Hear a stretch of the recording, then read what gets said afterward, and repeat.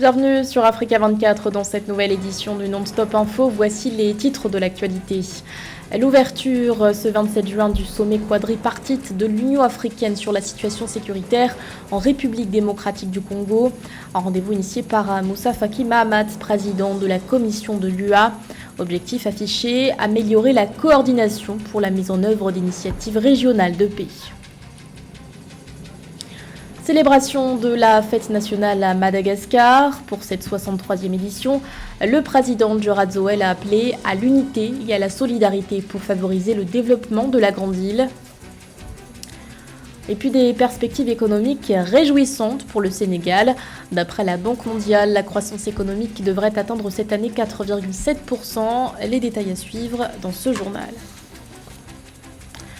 Mais tout d'abord, une étape importante de franchie vers le retour à l'ordre constitutionnel au Tchad. Dans la nuit du 26 au 27 juin, le Conseil national de transition, l'organe législatif, a adopté le projet de nouvelle constitution. Le oui l'a emporté à 96% avec 174 voix en sa faveur. Initié par les autorités de transition, ce texte devra être soumis au vote de la population lors d'un référendum censé se tenir le 19 novembre prochain. Mais avant cette échéance, le gouvernement devra redoubler d'efforts, notamment pour faire connaître le texte à l'ensemble de la population. Les Tchadiens devront choisir entre un État unitaire ou fédéral. En bref, les urnes ont rendu leur verdict en Sierra Leone. Selon les résultats provisoires de l'élection présidentielle du 24 juin annoncés ce mardi par la commission électorale, le président sortant, Julius Maada Bio, a été réélu dès le premier tour pour un second mandat avec 56,17% des voix. Il devance son principal adversaire, Samura Kamara, qui a recueilli 41,16% des suffrages. Des résultats d'ores et déjà contestés par l'opposition qui dénonce un manque d'inclusivité, de transparence et de responsabilité de la part de l'organe en charge de l'organisation du scrutin. Le son des armes continue de résonner dans l'est de la République démocratique du Congo. Devant le Conseil de sécurité de l'ONU ce 26 juin, Martha Ama Akiapobi, la sous-secrétaire générale pour l'Afrique aux Nations Unies, a alerté sur une dégradation de la situation sécuritaire observée au cours de ces 3 derniers mois dans les provinces de l'Ituri et du Nord Kivu. Parallèlement, la situation humanitaire ne cesse elle aussi de se dégrader. Depuis le début de l'année, les combats dans l'Est ont fait plus de 2700 morts, un sujet de la rédaction. La situation sécuritaire ne cesse de se dégrader dans l'Est de la République démocratique du Congo. C'est le constat alarmant dressé par Martha Ama Akiapobi, sous-secrétaire générale pour l'Afrique aux Nations Unies devant le Conseil de sécurité de l'ONU le 26 juin. La diplomate ghanéenne rapporte néanmoins une légère accalmie observée notamment dans le territoire de Rutshuru au Nord Kivu, une province toujours sous état de siège et régulièrement secouée par des attaques du M23.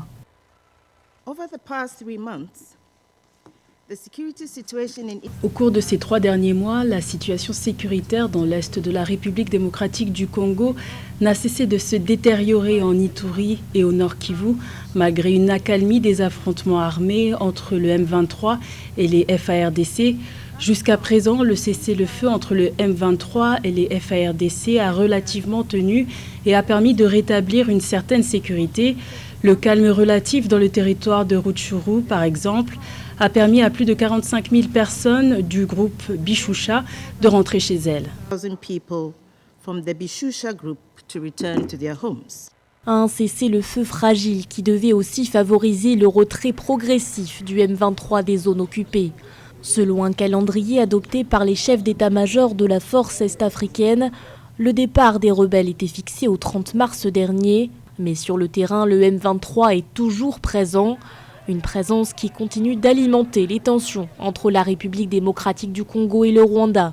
Les autorités congolaises accusent régulièrement Kigali de soutenir la rébellion. Des tensions qui étaient d'ailleurs palpables lors de cette session. Il a été signalé que le gouvernement de la République démocratique du Congo a accordé un soutien financier, des armes et une couverture politique à un certain nombre de groupes armés illégaux, y compris le groupe sanctionné par l'ONU, les FDLR. Il n'est donc pas surprenant qu'il y ait eu une flambée dramatique de violence contre les civils. Il est surprenant que le représentant permanent de la République démocratique du Congo puisse affirmer ici catégoriquement devant les États membres du Conseil de sécurité qu'au cours des 10 dernières années, les FDLR n'ont jamais attaqué le Rwanda, alors que vous avez tous été témoins que l'année dernière, ils ont attaqué avec la force de la RDC à 3 reprises. Et alors que cette crise sécuritaire persiste, les membres du Forum des ONG internationales en République démocratique du Congo ont alerté sur la dégradation de la situation humanitaire. Dans un communiqué paru le 22 juin, la même source a déclaré que depuis le début de l'année, le conflit dans l'Est congolais a fait plus de 2750 morts. Et la situation sécuritaire en République démocratique du Congo était aussi au centre des discussions lors du sommet quadripartite de l'Union africaine. Ce 27 juin, des représentants de la conférence internationale de la région des Grands Lacs, de la communauté de l'Afrique de l'Est, de la communauté de développement de l'Afrique australe et de la communauté économique des États de l'Afrique centrale étaient réunis à Luanda, en Angola. L'amélioration de la coordination pour la mise en œuvre des initiatives de paix faisait partie des objectifs ciblés. Gladys Momba. La situation sécuritaire dans l'Est de la République démocratique du Congo était au cœur de la quadripartite de l'Union africaine, tenue ce 27 juin à Luanda, en Angola. Les représentants de la Conférence internationale de la région des Grands Lacs, CIRGL, de la Communauté de l'Afrique de l'Est, EAC, de la Communauté de développement de l'Afrique australe, SADC, et de la Communauté économique des États de l'Afrique centrale, CEAC, étaient réunis en sommet. Des assises proposées début juin par le président de la Commission de l'Union africaine, Moussa Faki Mahamat, et préparées par une équipe d'experts. Vous avez les troupes de l'EAC avec les Kenyans, Burundais avec les Ougandais, les troupes de la MONUSCO, nos propres forces nationales et bientôt la SADC. Ça, c'est sur le plan militaire. Sur le plan politique et diplomatique, vous avez l'Union africaine, les Nations unies. Trop de cuisiniers gâtent la sauce, surtout si on ne sait pas qui fait quoi et qui ne fait pas quoi. Nous sommes à l'approche des élections, tout cela doit être clarifié. L'amélioration de la coordination des efforts et des initiatives de paix régionales, tant sur le plan politique que militaire, était l'objectif affiché de ce sommet, alors que le projet de reconfiguration de la MONUSCO pour un retrait total de la force onusienne du territoire congolais à la fin de l'année est lancé, une ambition soutenue par les 3 pays africains siégeant actuellement au Conseil de sécurité de l'ONU en qualité de membres non permanents, à savoir le Mozambique, le Ghana et le Gabon. Nous venons ici porter la voix de la CAC. La CAC est une des institutions garantes de l'accord cadre d'Addis Abeba, une fois que l'acte d'adhésion dans ce sens sera finalisé. Donc nous venons ici porter la voix de la CEAC dans ce cadre. Le deuxième engagement, c'est en ce qui concerne le Gabon. Vous savez que la question de la paix et de la sécurité, c'est un des piliers de notre politique étrangère. Pas de développement sans paix, cela a toujours été dit, et nous veillons à ce que cet intérêt en matière de paix soit préservé. L'insécurité dans l'Est de la République démocratique du Congo continue d'alimenter une longue crise humanitaire. Depuis mars 2022, plus de 2,8 millions de personnes ont fui leur foyer dans les provinces de l'Ituri, du Nord Kivu et du Sud Kivu, où la situation sécuritaire continue de se détériorer malgré l'état de siège dans 2 de ces 3 provinces. Les grandes lignes du retrait de la MONUSCO sont attendues pour le mois prochain, alors que les élections générales congolaises sont prévues dans 6 mois, en décembre 2023. Dans l'actualité également, un cessez-le-feu unilatéral de 2 jours au Soudan. C'est l'annonce faite par le général Mohamed Hamdan Daglo à la tête des forces de soutien rapide. L'entrée en vigueur ce 27 juin du cessez-le-feu coïncide avec la célébration de l'Aïd al-Adha. Rappelons que depuis plus de 2 mois, le Soudan est le théâtre d'affrontements meurtriers entre le FSR et l'armée. Des violences qui ont fait plus de 958 morts parmi les civils selon le syndicat de médecins soudanais. Ces combats ont aussi aggravé une situation humanitaire déjà précaire. Les Nations Unies ont estimé que près de 25 millions de personnes, soit la moitié de la population soudanaise, a besoin d'une aide humanitaire d'urgence. Notons qu'avant l'entrée en vigueur de cette trêve, les FSR avaient annoncé la prise du quartier général de la police à Khartoum. Ce 26 juin était un jour de fête à Madagascar. La Grande-Île a célébré ce lundi le 63e anniversaire de son indépendance. Une célébration marquée notamment par la traditionnelle parade militaire. Autre temps fort, le discours du président Andjara Zoel qui a mis l'accent sur les notions d'unité, de solidarité ou encore de patriotisme. Les détails avec Nathalie Mo. 63e édition de la fête nationale présidée le 26 juin 2023 par le chef d'État de Madagascar, Andry Rajoelina. Comme à l'accoutumée, le président malgache a procédé à la revue des troupes pour cette célébration qui consacre l'appui de l'armée pour l'indépendance en 1960. Liberté, indépendance, patriotisme, souveraineté, solidarité, unité nationale, des termes dont la résonance a meublé le discours présidentiel lors de cette commémoration. Nous devons être unis et solidaires pour le développement de notre pays. Il ne faut pas accepter d'être divisés. Le 26 juin 2023, Madagascar a organisé pour la première fois une cérémonie d'État lors de la fête nationale. 3684 éléments des forces de l'ordre et de défense malgaches ont pris part au défilé militaire sous le regard du président Andry Rajoelina. Solennellement, le drapeau malgache a été hissé haut au stade Baréa Mahamasina d'Antananarivo, un symbole qui ravive le patriotisme et la fierté nationale selon le chef de l'État.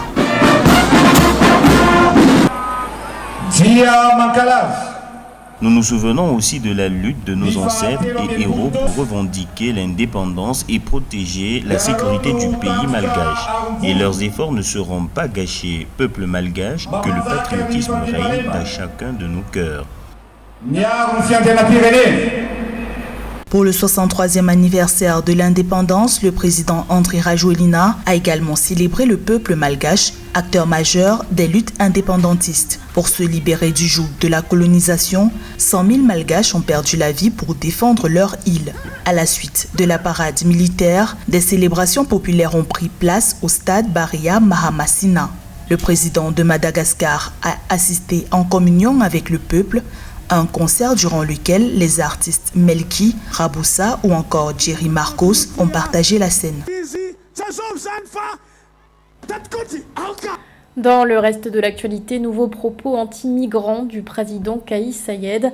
Dans un communiqué publié le 26 juin, le chef de l'État s'est une nouvelle fois offusqué de leur présence, notamment à Sfax.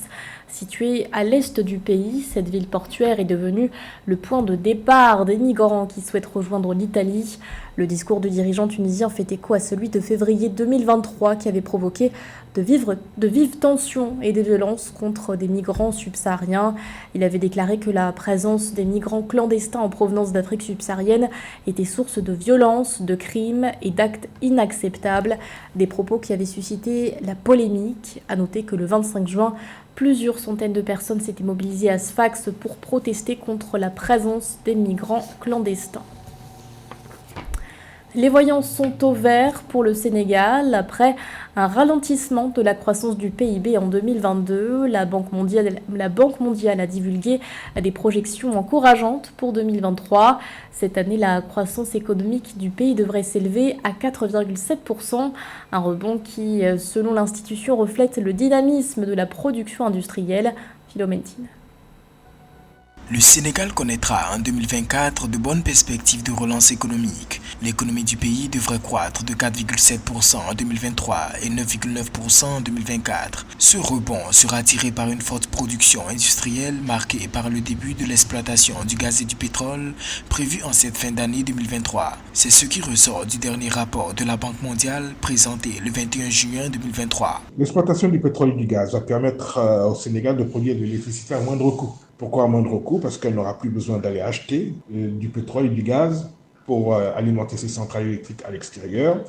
Et elle pourra même envisager de baisser, de réduire, pour ne pas dire d'éliminer totalement, la subvention qu'aujourd'hui elle met dans l'électricité et qui permet à cette dernière d'être supportable par les ménages sénégalais. En plus, comme elle a l'intention de vendre le pétrole et le gaz sur le marché international, c'est une autre manne financière qui vient augmenter le budget de l'État sénégalais, à côté du fait qu'elle fait des économies dans l'achat du gaz et elle fait des économies en arrêtant la subvention de ses produits pétroliers. Malgré les bonnes perspectives de croissance du Sénégal, l'institution de Bretton Woods préconise néanmoins l'assainissement budgétaire au regard du durcissement des conditions financières sur les marchés régionaux et internationaux. Cela permettrait une diminution progressive de la part importante de l'encours de la dette au PIB après 2023. Cette dette est projetée à environ soit 11,4%.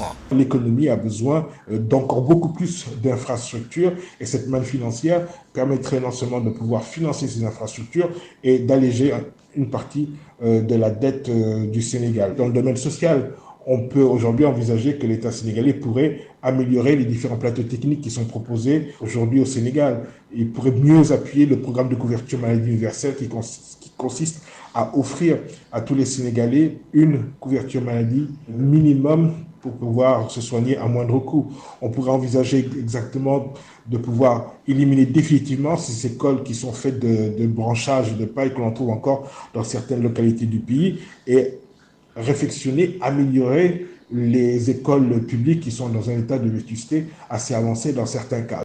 Selon la Banque mondiale, les recettes des hydrocarbures et les efforts de mobilisation des recettes devraient contribuer à la réduction du déficit budgétaire du Sénégal de 3% du PIB d'ici 2025. À Samoa, Gyan raccroche les crampons. L'international ghanéen a annoncé prendre sa retraite. À 37 ans, il a participé à 3 Coupes du Monde en 2006, 2010 et 2014. Le joueur est aussi considéré comme le meilleur buteur de l'histoire de la sélection ghanéenne. Retour sur son parcours avec Séverin Ndouke. L'attaquant ghanéen Gyan Asamoah et légende du football africain a annoncé le 20 juin 2023 qu'il prenait sa retraite sportive. C'était lors d'un panel sur le thème « Le sport dans l'industrie créative comme levier d'une croissance inclusive » organisé dans le cadre des 30e assemblées annuelles de la Banque africaine d'impôt-export Afreximbank, tenue du 18 au 21 juin 2023 à Accra au Ghana. I'll use this platform officially to tell everybody it's time. Je voudrais profiter de cette tribune pour vous dire que le moment est venu. Le moment est venu pour dire à tout le monde que je prends officiellement ma retraite footballistique. C'est un moment très difficile, quitter ce que vous aimez le plus. Very, very emotional, as he said. It's a very, very difficult moment. It's something that you love. Ancien capitaine du Ghana, il a participé aux Coupes du Monde 2006, 2010 et 2014 et a représenté son pays lors de cette Coupe d'Afrique des Nations. Il est surtout passé à côté de l'occasion de faire de son pays le premier pays africain à atteindre le cap des demi-finales au Mondial de foot. C'était face à l'Uruguay lors du Mondial africain de 2010 en Afrique du Sud. Gyan Asamoah est le meilleur buteur de tous les temps de l'équipe nationale du Ghana avec 51 buts en 109 sélections. À 37 ans, l'homme raccroche les crampons pour une nouvelle expérience.